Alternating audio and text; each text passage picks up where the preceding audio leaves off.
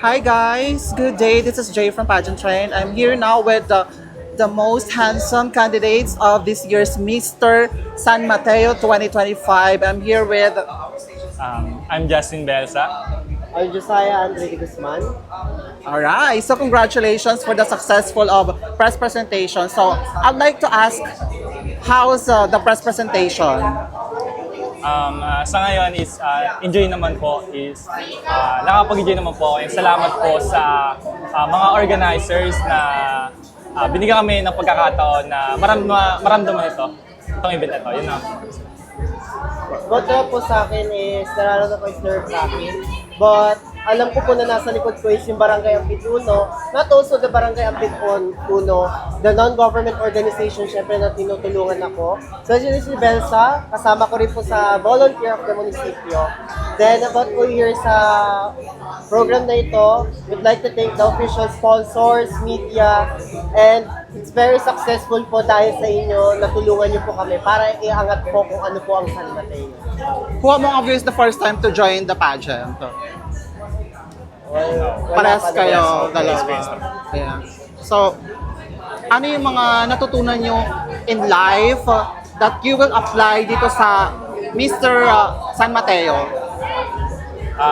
Sa ngayon, natutunan ko is kaibigan, makipagsalamuha, and kung wala man ako dito is wala akong makikilala.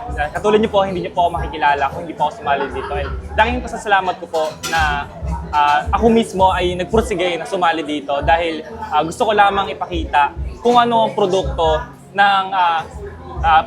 ng Barangay Silangan. Yun lamang po. About po sa amin, of course, Barangay Ampiduno is known for SK Federation for Executive Years. We are known for leadership. Siyempre, hindi lang beauty yung dala namin. We are also being a voice and being a public figure. Sa pageant kasi, wala na ngayon yung beauty compared to before. Ngayon kasi kung paano ka to inspire and aspire people. So I think that is the beauty pageant.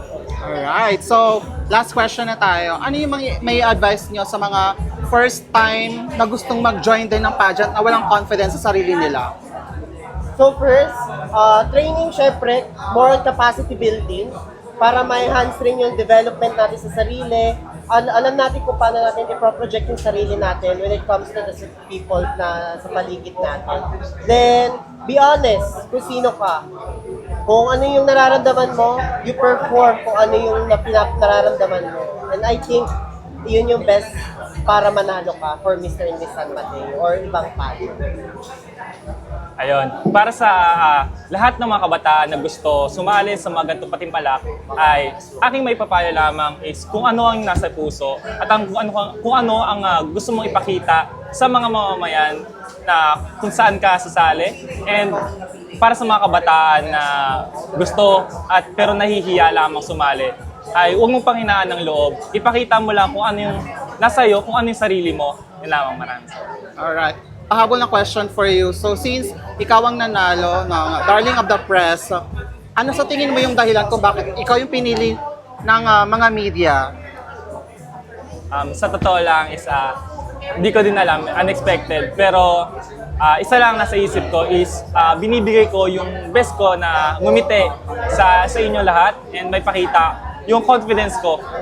Yan lang, may pakita yung confidence ko para lang maging mukhang presentable ako sa lahat ng tao. Yan lang po. Ayun, congratulations guys for a successful press presentation, and I know that you have prepared so much for this competition to win the hearts of everyone, of course, sa mga media natin. Ayan, maraming salamat. Thank you po. Thank you po. You can also promote your social media platforms. Where can they follow your journey? Of course, yung Facebook page ko is Josiah Andre Guzman. You can add me or follow me. And nakikita nyo naman doon is from different organizations rin with Sang-Alab Outfit 10, Inklusibong Kabataan, Kabataang Pitang at Prater, and Municipality of San Mateo, Public Information Office, the September Fest. Follow and like po. Yan. Facebook account ko naman ko is Justin Belsa. Same with my Instagram. And please follow and like Kasimi Aesthetics and San Mateo Municipal and Silangan 2023-2024. Yan lamang po. Maraming salamat. Thank you so much, guys, and Thank you congratulations. po.